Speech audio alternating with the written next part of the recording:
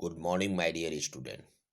Today I am going to start new topic. The name of this topic is age composition. Age composition क्या होता है? वायु की जो संरचना किस तरह होती है? किसी देश में जनसंख्या की आयु संरचना वहाँ के विभिन्न आयु समूह, जो आयु के जो समूह होते हैं वहाँ के लोगों की संख्या को बताती है। यह जनसंख्या का मूल विशेषता में एक है, मतलब मेन कैरेक्टरिस्टिक्स में से एक है। एक व्यक्ति जो होता है उसकी आयु, उसकी इच्छा, खरीदारी और काम करने की जो कैपेसिटी होती है पर्याप्त प्रभावित होती है। परिणाम स्वरूप अगर हम लोग लेते हैं कि बच्चे, वयस्क और वृद्धा, मतलब बुढ़ापे में जो बात चले जाते हैं, सामाजिक रूप से आर्थिक ढांचे का निर्माण करते हैं। किसी राष्ट्र की आबादी को सामान्यतः 3 वर्गों में विभाजित किया गया। पहले बच्चे होते हैं जो सामान्यतः 15 वर्ष से कम होते हैं। इनकी जो इकोनॉमिकल स्टेटस होती है कि इन्हें भोजन की रिक्वायर्ड होती है, बस की रिक्वायर्ड होती है और अन्य सुविधाओं की जरूरत पड़ती है जो पेरेंट्स के द्वारा दिया जाता है। यह स्वतः दूसरे पर निर्भर होते हैं, मतलब इनकी सभी ख्वाहिश पेरेंट्स करते हैं, क्योंकि यह स्वयं अर्जित करके नहीं दे सकते हैं, बल्कि यह दूसरे पर निर्भर होते हैं। फिर दूसरा होता है वयस्क, जिसको एडल्ट कहते हैं, 15 से लेके 59 ईयर्स तक।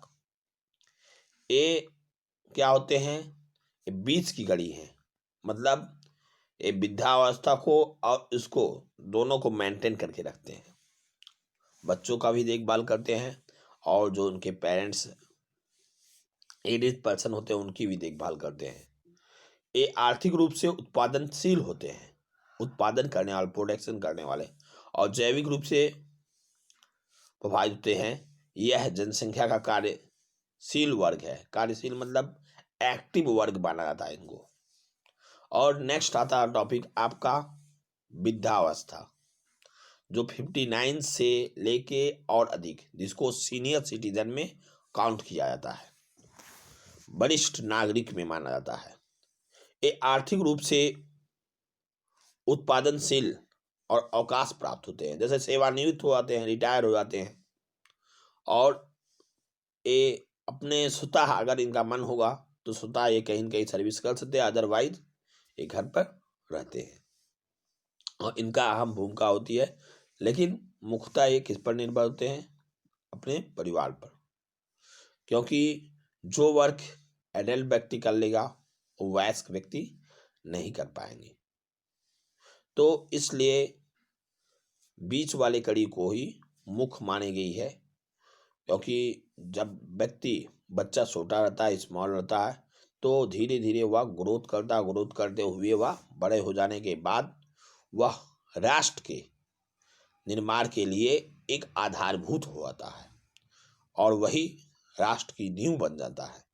इसलिए स्टार्टिंग बेस में क्या होता है, बच्चों को देखभाल पेरेंट्स के द्वारा किया जाता है, और अंतिम स्टेज में जो बुढ़ापे में जब जाते हैं तो उस समय उनके देखभाल के लिए सरकार को बहुत सारी सुविधाएं देनी पड़ती है, मेडिकल फैसिलिटी देनी पड़ती है, पेंशन देनी पड़ती है।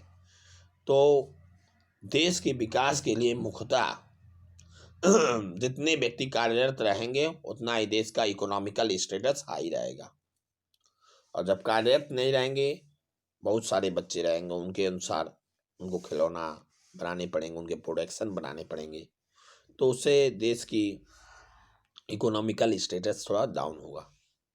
तो इकोनॉमिकल स्टेटस को बढ़ाने के लिए यह जरूरी है कि स्मॉलेस्ट टू ग्रेटेस्ट के बीच की जो कड़ी है उसको हमेशा मेंटेन करके रखना होता। Okay my dear student, see you again next day, have a nice day.